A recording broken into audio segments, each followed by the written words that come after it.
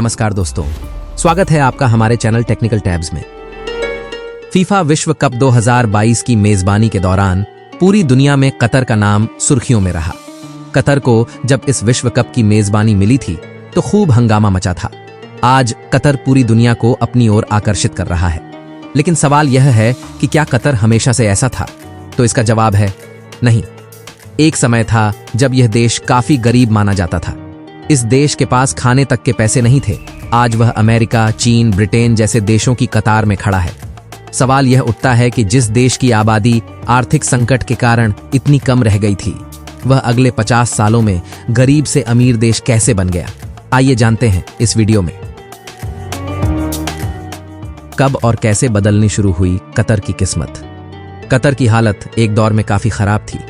1930 से 40 के दशक में कतर गरीबी की मार झेल रहा था। गुलामी का दंश झेलने वाले कतर की आर्थिक स्थिति बदतर थी। उस दौर में कतर की करीब 30% आबादी पलायन कर गई।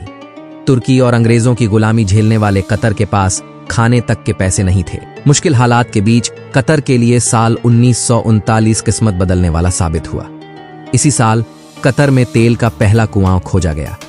यह कुआं कतर की राजधानी दोहा से 80 किलोमीटर दूर दुखान के नजदीक खोजा गया था। इस तेल के कुएं की खोज ठीक उसी समय हुई जब पूरी दुनिया दूसरे विश्व युद्ध के कगार पर खड़ी थी। कतर ने इस खोज का पूरा फायदा उठाया। कतर ने दूसरे देशों को तेल की आपूर्ति करना शुरू कर दिया। इससे उसके खजाने भरने लगे।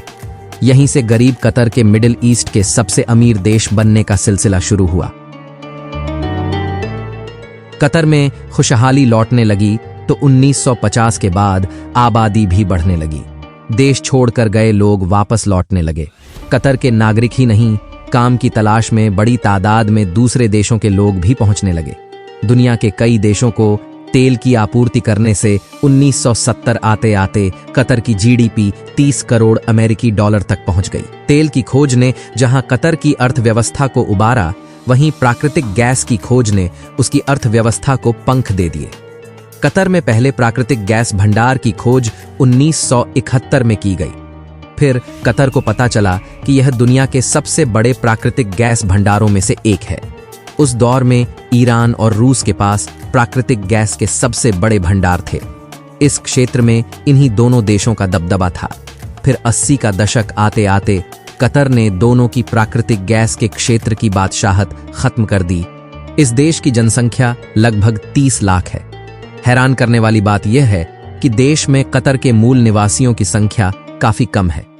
कुल जनसंख्या में से मात्र 12% लोग ही कतर के मूल निवासी हैं। जो देश कभी 2 वक्त की रोटी के लिए मुश्किल दौर से गुजर रहा था, आज वहां का हर तीसरा व्यक्ति करोड़पति है।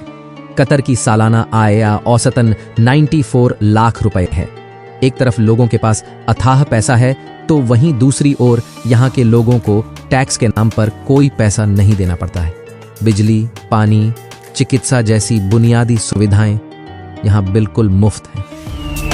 कतर आर्थिक तौर पर ही मजबूत नहीं है, उसने दुनिया भर के देशों के बीच ऐसी साख बनाई है कि वहां तालिबान और अमेरिका एक साथ बैठकर मध्य पूर्व के सभी देशों की किस्मत पर बात कर चुके हैं।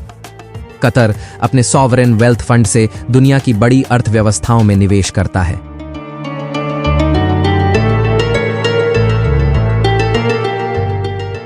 आज के वीडियो में बस इतना ही। यदि आपको यह वीडियो अच्छा लगा हो तो इसे लाइक करें, शेयर करें और हमारे चैनल को सब्सक्राइब करना न भूलें। धन्यवाद।